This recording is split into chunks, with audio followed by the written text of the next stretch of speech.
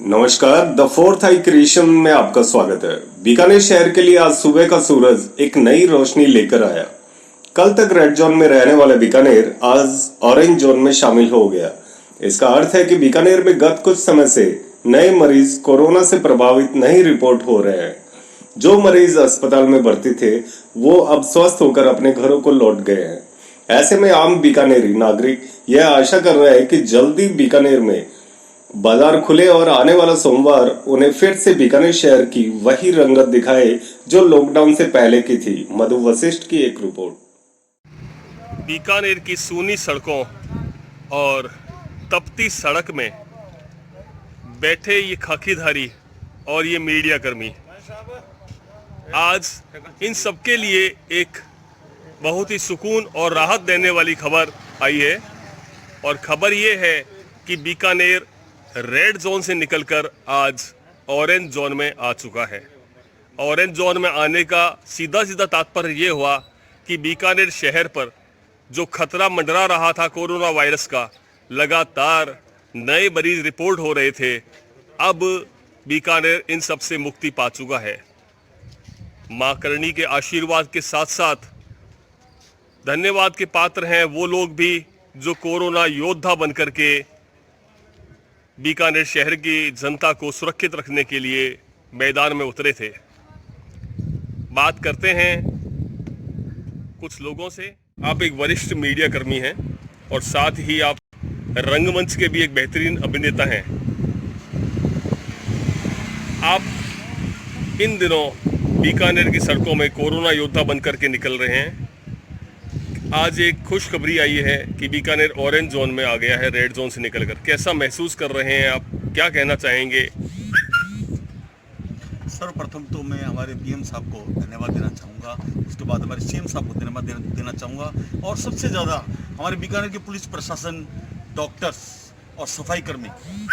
हमारा नंबर तो 5 नंबर पर आता है।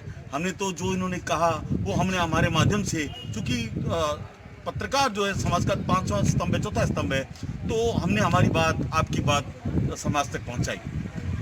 मैं ये चाहता था, मुझे बहुत खुशी है और मैं निःशब्द हूँ कि आज हमारा बीकानेर ऑरेंज जोन में जा चुका है। मैं आशा नहीं बल्कि पूर्ण विश्वास के साथ कह रहा हूँ कि हमारा पूरा बीकानेर ही इसी हंसी खुशी के साथ, जैसा कि माँ करनी माँ का सदैव हमारे बीकानेर का आशीर्वाद रहा है, इसी हंसी खुशी के साथ वैसे इस रोड पर आना जाना हो, वैसे ही हमारे शहर के पाटियों पे रोज कई रौनक रंगीनियां हो, और रोज वही कचौड़ी के पाटे चलते रहे, रोज वही भुजिया चलते रहे। बीकानेर की जो भुजिया, कचौड़ी और मीठास है वो पूरे मिठास पूरे भारत में पहुंचा रहे। तो यानी कि बीकानेर के लोगों को अब 40 दिन होने को आ रहे हैं। बीकानेर लोगों को अब अपनी प्रिय नाश्ते की सामग्रियों को याद करना पड़ रहा है। बहुत जरूरी है ये। मैं उमा मैडम से पूछना चाहूँगा कि पुलिस कर्मी के रूप में इन्होंने लगातार अपनी सेवाएं दी हैं। आज जब बीकानेर ऑरेंज जोन में आ चुका है और जल्द ही बीकानेर की सड़कों में रौनक दिखने लग जाएगी, क्या संदेश देना चाहेंगे आप बीकानेर की जनता को कि भविष्य में किस तरह से अपने जीवन शैली को बदलें? देखिए सर, मैं ये संदेश देना चाहती हूँ कि हमारी जो मेहनत है ये रंग लाई है और हमारा ये संघर्ष व्यर्थ नहीं गया है, और ये हमें सुनकर बहुत खुशी हो रही है कि हमारा बीकानेर कोरोना मुक्त हो चुका है। जी, आप लगातार, आप और आपके साथी लोग लगातार ड्यूटी में रहे हैं। लगातार आप लोगों ने कहीं सख्ती भी करनी पड़ी, कहीं पे आपको प्यार से मार्गदर्शन भी करना पड़ा। एक माँ बाप की तरह आपने बीकानेर जनता के साथ में ट्रीट किया। जैसे बच्चे को उपद्रव करने से, सख्ती से भी रोका जाता है और उसको साथ साथ में उसको प्यार से समझाया भी जाता है। क्या कहना चाहेंगे आप?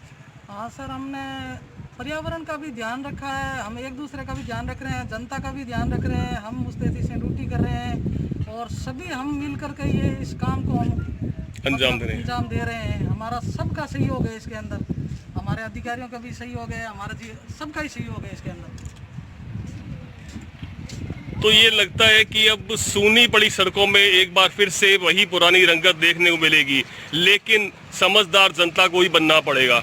प्रशासन, सरकार और पुलिसकर्मी आपके पीछे पीछे डंडा लेकर के भागते नहीं रहेंगे। आपको घर में बैठाने के लिए, सोशल डिस्टेंस बनाने के लिए, स्वच्छता के लिए, साफ सफाई के लिए हमारा अभियान आज ही से अभी से चालू हो जाना चाहिए कि हमें कोरोना मुक्त रहना है, बीमारियों से मुक्त रहना है, तो हमें अपने घर के अलावा अपने आस पड़ोस की स्वच्छता का भाई ध्यान रखना पड़ेगा। साथ साथ में हमारे को सोशल डिस्टेंस मेंटेन करना पड़ेगा। इसके अलावा लगातार अपना शारीरिक और आत्मिक स्वच्छता की तरफ हमें बढ़ना पड़ेगा। मधुपसी बीकानेर के मनोज मोदी आमतौर पर इन्हें फड़बाजार पॉइंट पर पुलिस कर्मियों के लिए चाय, नाश्ता, पानी और विषाणु नाशक द्रव्य की सेवा करते देखा है। आज इनके एक कृत्य ने इन्हें सबसे आगे की पंक्ति में खड़ा कर दिया। जब इनको पता चला कि एक बंगला नगर निवासी महिला की 4 दिन पूर्व ही प्रसव हुआ था, आज उसे छुट्टी दे दी गई है। लॉकडाउन के चलते और कर्फ्यू के चलते कोई साधन उपलब्ध नहीं था। इस महिला को घर पहुंचाने के लिए मनोज मोदी ने अपने निजी साधन से उस महिला को सुरक्षित घर पहुंचाया। ऐसे समाज सेवी और मानवता के पुजारी को एक सलाम तो बनता है, जो बिना जातिगत भेदभाव के मानवता की सेवा में लगे हैं।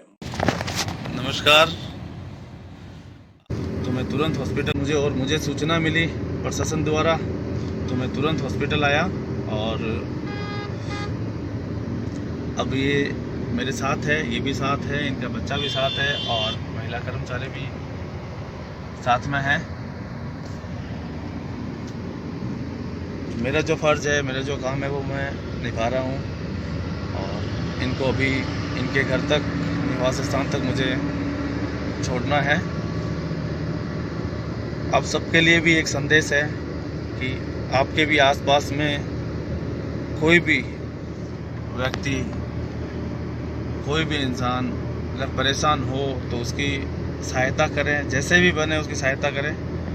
लॉकडाउन चल रहा है, पूरा भारत परेशान है, लेकिन खुशी है इस बात की कि हम सफल हो रहे हैं। कोविड-19 कोरोना के खिलाफ जो हमारी जो जंग चल रही थी उसमें हम लोग सफल हो रहे हैं आप सबके सहयोग से।